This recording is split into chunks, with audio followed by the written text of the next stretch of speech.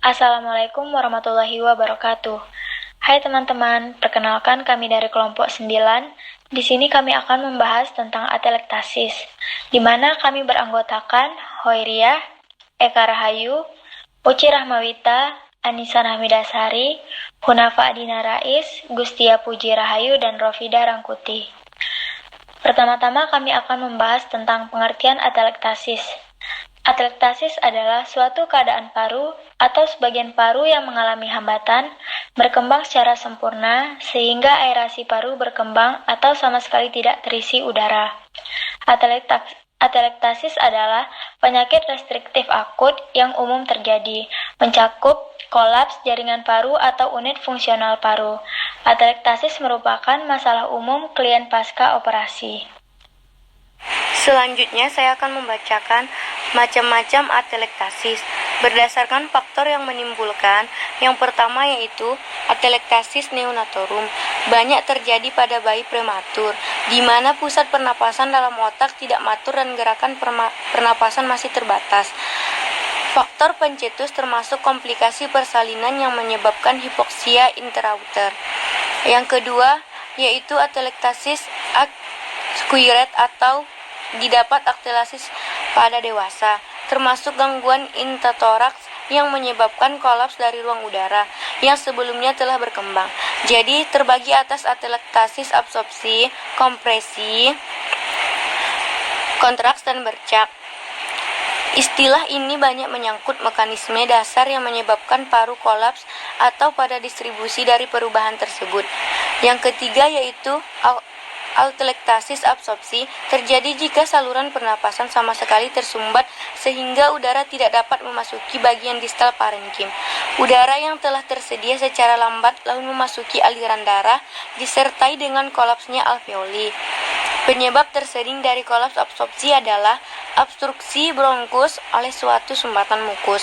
Yang keempat yaitu atelektasis kompresi, paling sering dihubungkan dengan penimbunan cairan darah atau udara dalam kafum pleura yang secara mekanis menyebabkan kolaps paru di sebelahnya.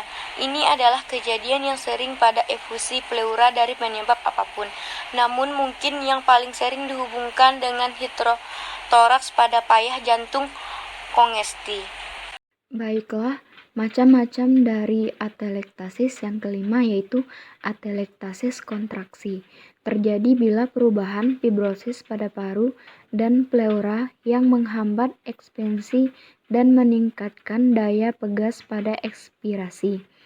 Kemudian yang keenam, atelektasis bercak, yaitu berarti adanya daerah kecil-kecil dari kolaps paru seperti terjadi pada obstruksi bronkioli yang multifel karena sekresi atau eksudat pada kedua sindrom gawat napas orang dewasa dan bayi. Pada sebagian kecil, kasus atelektasis terjadi karena patogenesis tertentu yang menyertai jelas pada dinding dada. Kemudian selanjutnya yaitu etiologi dari atelektasis. Etiologi atelektasis terbagi dua, yaitu intrinsik dan ekstrinsik.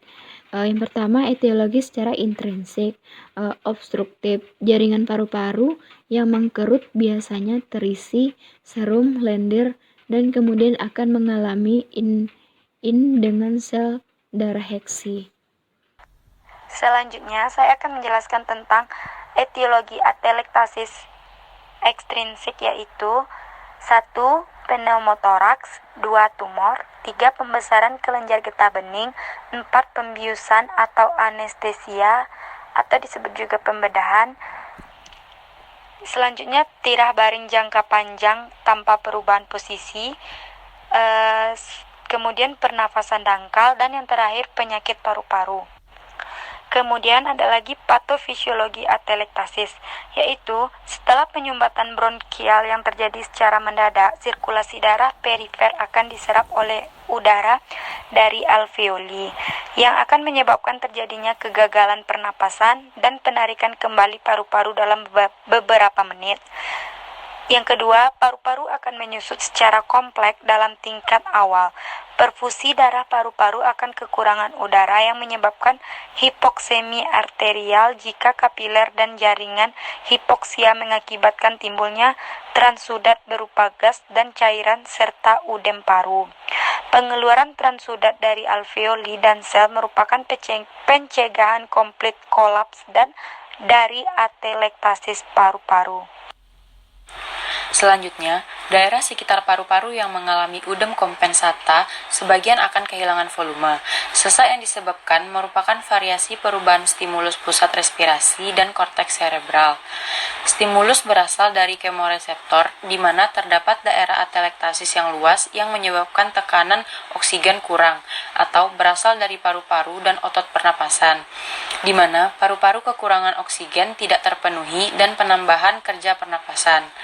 Selanjutnya, kiranya aliran darah pada daerah yang mengalami atelektasis berkurang, maka tekanan karbon dioksida biasanya normal atau seharusnya turun sedikit dari sisa hiperventilasi parenkim paru-paru yang normal. Berikut ini adalah gejala dari atelektasis. Pertama, sulit untuk bernafas. 2, terasa nyeri pada dada. 3, bernafas terlalu cepat. 4, meningkatnya detak jantung. Dan yang kelima, berubahnya warna kulit menjadi membiru. Baiklah, untuk gejala selanjutnya yaitu manifestasi klinik, antara lain sesak nafas, batuk, demam, takikardi, sianosis, berkurangnya pergerakan pada sisi yang sakit, vokal fremitus berkurang, dan penurunan suara pernapasan pada satu sisi. Kemudian komplikasi. Penyakit atelektasis seringkali dapat menimbulkan beberapa penyakit, diantaranya pneumotoraks adalah adanya udara dalam rongga pleura, di mana masukkan udara ke dalam rongga pleura. Yang kedua, efusi pleura adalah etelakrasis yang berkepanjangan dapat menyebabkan penggantian jaringan paru yang terserang dengan jaringan fibrosis. Pengobatan. Tindakan yang bisa dilakukan. Yang pertama, berbaring pada sisi paru-paru yang sehat sehingga paru-paru yang terkena kembali bisa mengembang. Yang kedua, menghilangkan penyumbatan, baik melalui bronkoskopi maupun prosedur lainnya. Yang ketiga, latihan menarik nafas dalam atau spirometri insentif. Yang keempat, perkusi atau menepuk-nepuk dada untuk mengencerkan dahak. Yang kelima, postural dries. Yang keenam, antibiotik diberikan untuk semua infeksi. Pengobatan tumor atau keadaan lainnya. Pada kasus tertentu, jika infeksinya bersifat menetap atau berulang, menyulitkan atau menyebabkan pendarahan, maka biasanya bagian paru-paru yang terkena mungkin perlu diangkat. Setelah penyumbatan dihilangkan, secara bertahap biasanya paru-paru yang mengempis akan kembali mengembang, dengan atau tanpa pembentukan jaringan parut ataupun kerusakan lainnya. Pemeriksaan bronkoskopi harus segera dilakukan apabila atelektasis terjadi karena penyumbatan benda asing. Pemberian oksigenase harus diberikan pada penderita sesak dan sianosis. Terapi yang diberikan biasanya simptomatis seperti antisesak, bronkodilator, antibiotik, dan kortikosteroid.